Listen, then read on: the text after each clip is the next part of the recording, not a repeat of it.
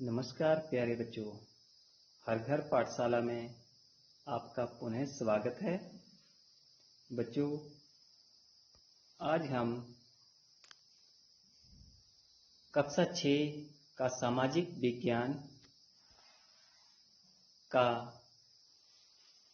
सामाजिक एवं राजनैतिक जीवन, इसका लेसन नंबर 6 हम पढ़ रहे हैं। गांव का प्रशासन। पिछले कल के वीडियो में बच्चों, आपने एक कहानी के जरिए यह जाना था कि गांव का प्रशासन किस तरह से कार्य करता है। जैसे कि एक उदाहरण लिया था जिसमें एक किसान है मोहन और दूसरा है रघु। खेत के सीमा को लेकर या जो मेंढ थी उसको लेकर दोनों में विवाद शुरू हो गया। रघु ने अपनी खेत की मेंढ जो थी वो मोहन के खेत तक आगे तक पहुंचा दी थी। इसी बात को लेकर दोनों में झगड़ा शुरू हो गया था और झगड़ा इतना बढ़ गया कि रघु ने अपने एक और मजदूर को बुलाकर मोहन की पिटाई कर दी और झगड़े का हो हल्ला सुनकर, शोर शराबा सुनकर गांव के आस पड़ोस के बाकी पड़ोसी जो थे वो भी इकट्ठा हो गए और उन्होंने देखा कि मोहन की पिटाई हो रही है और उसे बहुत सारी चोटें भी आई हैं। मरहम पट्टी के बाद ये फैसला लिया गया कि अब पुलिस थाने में शिकायत दर्ज करवाई जाएगी।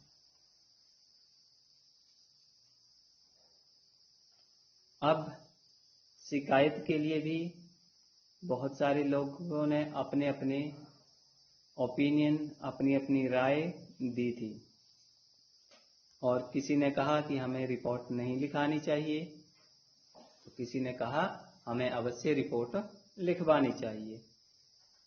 तो अब आगे का लेसन हम देखते हैं कि थाने में जाकर क्या हुआ। पुलिस थाने का क्षेत्र। सबसे पहले तो बच्चों ये देखते हैं कि पुलिस थाने का कार्य क्षेत्र कहां कहां तक होता है और उसके नियंत्रण में क्या आता है। हर एक पुलिस थाने का एक निश्चित कार्य क्षेत्र होता है, उसकी भी एक बाउंड्री होती है, सीमा होती है जो उसे अपने नियंत्रण में रखने होते हैं। लोग उस क्षेत्र में हुई चोरी, दुर्घटना, मारपीट, लड़ाई झगड़े इत्यादि की रिपोर्ट जो है वो अपने थाने में लिखवा सकते हैं।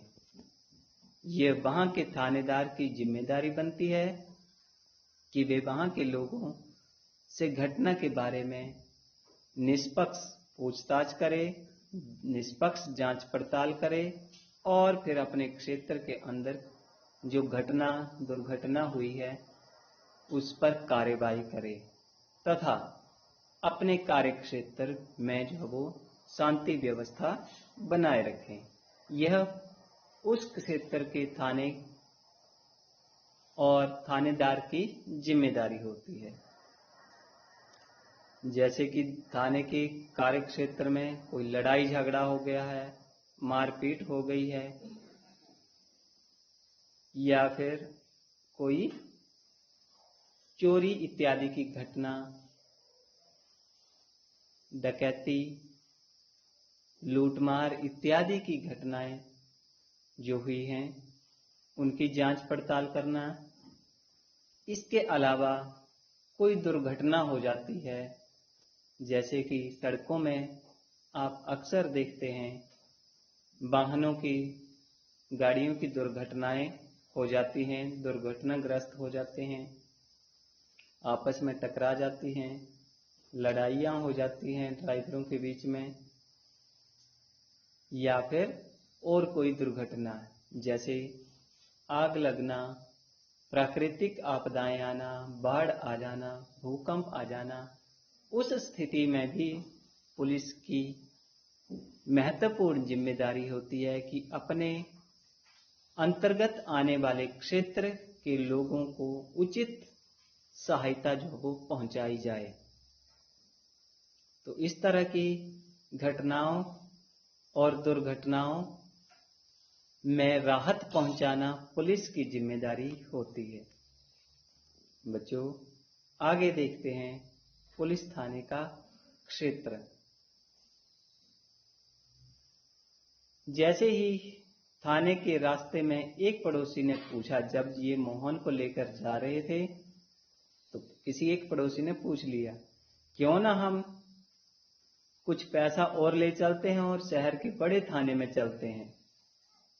मोहन ने उसे समझाया कि भाई, बात पैसे की नहीं है, हमें उसी थाने में रिपोर्ट लिखवानी होगी जो हमारे क्षेत्र में आता है या हमारा गांव जिस थाने के अंतर्गत आता है, हमें वहीं पर ही सबसे पहले अपनी रिपोर्ट लिखवानी चाहिए। या फिर जहां पर घटना या दुर्घटना हुई होती है उस थाने के क्षेत्र में उस रिपोर्ट को लिखवाना होता है। मान लीजिए कि आप कहीं बाहर गए हैं, जैसे दिल्ली, मुंबई या फिर अन्य शहर में हैं। अपने थाने से आप बाहर हैं और वहां पर आपके साथ चोरी, लूटमार, डकैती, मारपीट इत्यादि या कोई अन्य दुर्घटना हो जाती है, तो आप उस क्षेत्र के अंतर्गत आने वाले थाने में रिपोर्ट लिखवा सकते हैं। या फिर आपके पास दूसरी ऑप्शन है कि आप घर वापस आकर भी अपने जो आपका थाना है, जिस गांव में आपका घर है और जिस थाना क्षेत्र में आपका गांव आता है, घर आता है, उसमें भी आप रिपोर्ट लिखवा सकते हैं। आगे देखते हैं कि पुलिस थाने में होने वाले काम कौन कौन से होते हैं। तो जब सब लोग पुलिस थाने में पहुंच गए, मोहन थानेदार के पास गया और उसने पूरा मामला थानेदार साहब को सुना दिया। उसने ये भी बताया कि वे अपनी शिकायत जो है वो लिखित रूप से देना चाहता है, मगर थानेदार ने बड़ी बेरुखी से कहा कि उसके पास छोटी मोटी शिकायतों की जांच पड़ताल के लिए कोई समय नहीं है।